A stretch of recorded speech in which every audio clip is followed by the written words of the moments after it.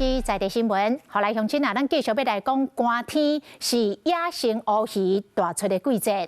中华有渔民伫这个月初7入冬迄天，都掠到3000尾的仙头乌，刷落去连几啊天拢大丰收。短短10外天，都掠到乌鱼7400尾，赚到乌金200多万，渔民是痛甲袂顾哩。 大船入港，济尾金白色的乌鱼扣好起来，渔民两只手揪东缓缓渔网啊，要甲大粒竿、小粒竿。过无偌久，渔船啊载真济新鲜活跳的乌金，伫咧渔网啊噗噗跳，这是中华渔民出海掠回来的成果。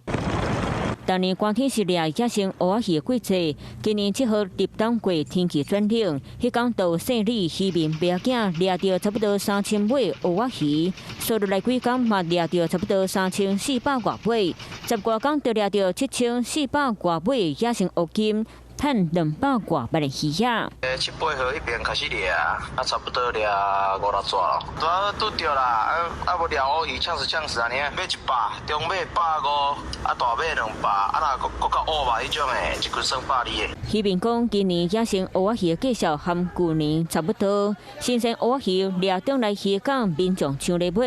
渔民嘛讲，讨海人看天食饭，毋是出海钓猎夫。就看你的福气啊啦，就趁咧食侪钱，才要连庄前钱你开袂了咧啦。掠这鱼仔吼，无逐个掠会着啦。渔民讲，数落来到12月野生乌鱼的哪来哪济，嘛是看天气的状况出海，希望大丰收。